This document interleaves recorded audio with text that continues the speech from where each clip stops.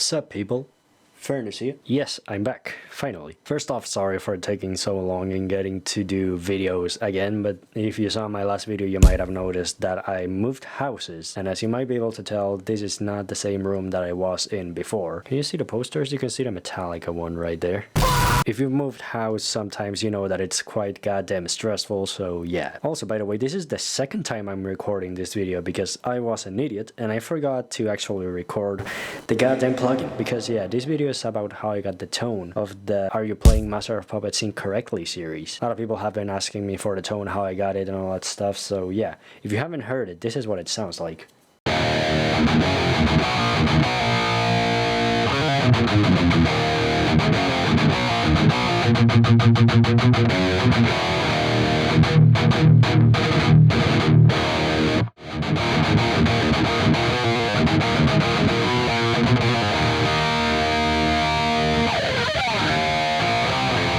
So yeah, that's the tone. You obviously already heard this throughout the Puppet series, and if you're new here and you have not seen that series and you want to learn how to play Master of Puppets correctly, then go ahead and check out those videos. Let me move so you guys don't have to see the fan. But yeah, that's that basically, so let's get to it.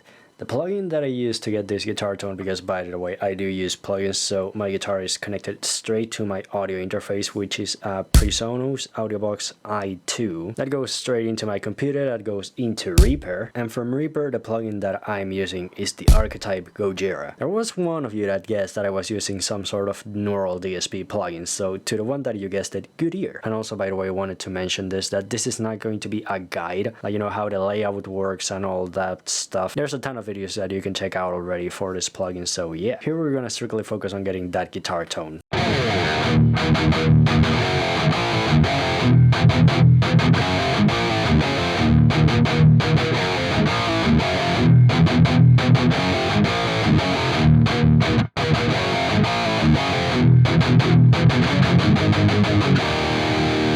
So what was I thinking about, or what was I trying to achieve when I wanted to get this guitar tone? For those of you that noticed already, you might be able to tell that in the preset name it says zigzag L. L is for left, obviously, and you can also tell that I have a zigzag R, which is very similar, but it actually sounds a little bit different.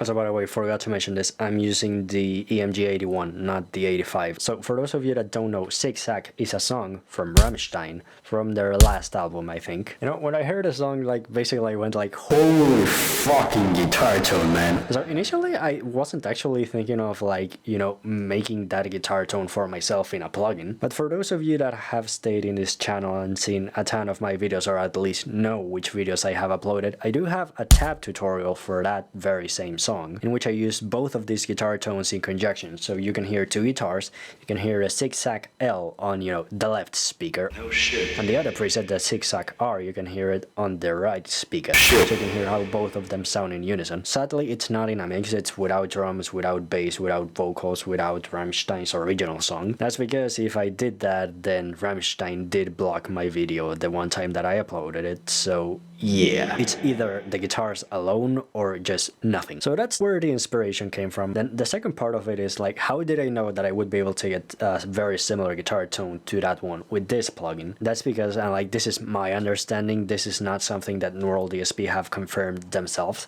but basically this amplifier is a dual rectifier as far as I know, with this cabinet not being exactly the same that I believe Rammstein would use, because I do know that Adam Nolly Get Good did say that the speakers used for this cabinet, for this plugin, are not the typical speakers that you usually get on this one. You can find that one in a podcast episode that I believe Christian Cole did, interviewing Nolly. I don't remember the specific speakers that he said he was using, but yeah, it's not the same ones that you would usually expect in this sort of cabinet. For those of you that know about speakers, you know, this is not a V30 30. So the speakers are a little bit different, and with that I had to assume that I was not gonna get the exact same guitar tone that Rammstein got, which was fine by me. I wanted to get close enough only. But I do know that the guitar players from Rammstein, at the very least Richard, I do know that he used to use a dual rectifier a long time ago. I'm not sure if he's still using it now. I believe he is, or that at the very least he did use it for this album. I'm not sure if Paul also uses a dual rectifier. I believe he does, but that's just speculation. I haven't actually investigated that. Point being that I know that I have a very similar amplifier, if not the exact same one. And from what I can tell, not that different speakers, or at the very least they can get in the ballpark of what Rammstein did. I got a very similar guitar tone.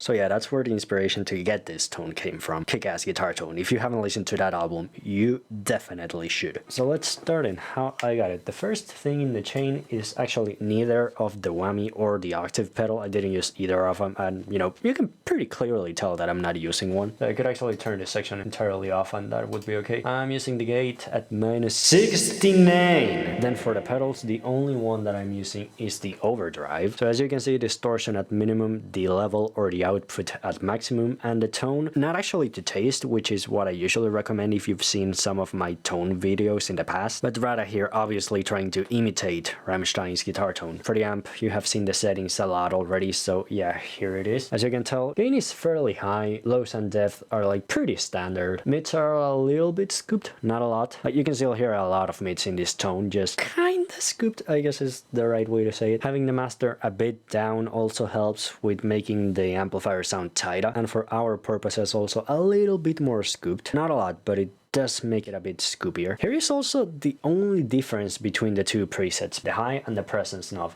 As you can see, what I'm basically doing is giving more highs to one of the two presets and less presence, and that's for the zigzag R. And if we go to the zigzag L, I'm doing the opposite, so giving more presence, but not that much highs. Then we move on to the EQ, which I believe I didn't do anything at all in both presets. Yes, that's right, so no EQ. A lot of people find 4K, for example, annoying, so like if you wanted to take that out, you can certainly do that.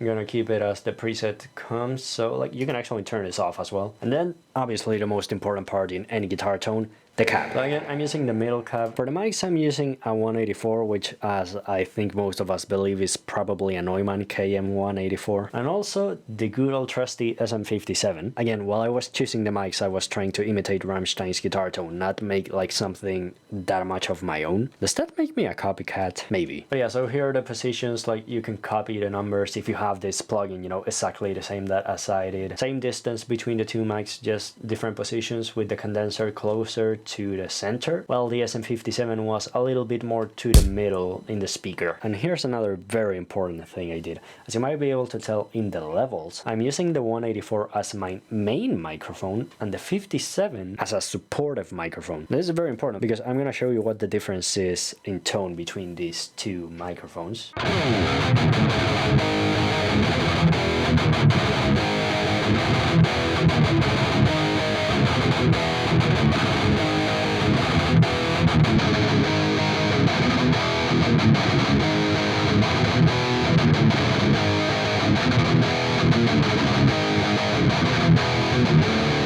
And just out of curiosity for myself, I'm actually gonna switch it around, and I'm gonna make the 57 the main microphone, and I'm gonna make the 184 the supportive microphone. So here's how that would sound like.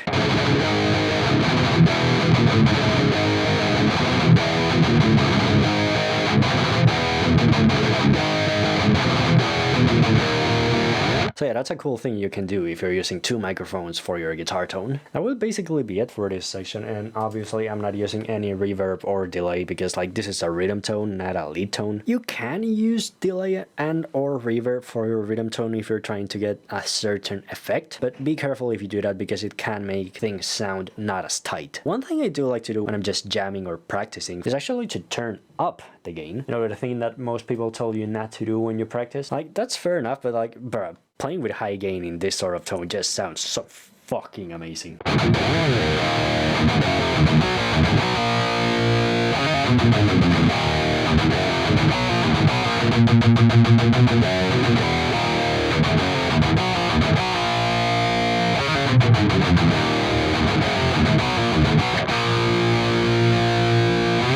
It just sounds so fucking cool.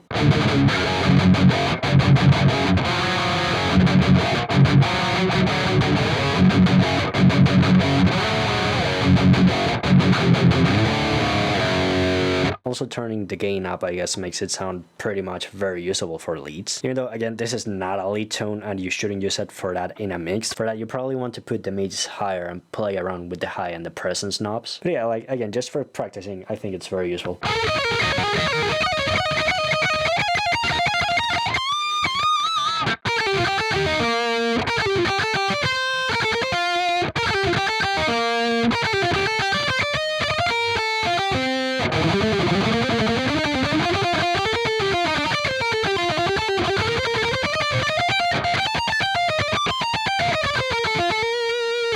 But yeah, that's basically mostly for the tone. I should mention that this might not sound exactly like the older videos of the Puppet series where I was using this tone, and that's because my strings are pretty goddamn old at this point. I need to change them. I haven't done it because, you know, I wanted to wait to be able to change houses. So yeah, now I'm just basically looking for where I have to buy them because, like, you know, a new city, new all that stuff. So yeah, old strings in this video, so it will sound brighter if you use fresh strings with this. And I also should mention that when I did this tone, I was specifically using, you know, new fresh strings. So this does sound a bit darker probably than how I intended it to sound. But yeah, I should have mentioned that in the beginning, but hey, I forgot. But yeah, that's like about it for this tone, really. The only thing that I also wanted to do was showcase this tone on a song, you know, on a full mix, with the only problem with that being that I cannot sing. So like, I would actually really like to find someone that can sing for me on that part. Talking about that, because I still want to do that video, you know, using this plugin on a full mix. If you, yes, my viewer, you happen to sing and you know, you can also record yourself and would like to either collab or be featured on this channel, then hey, hit me up. I would love to work with a singer to make a song and, you know,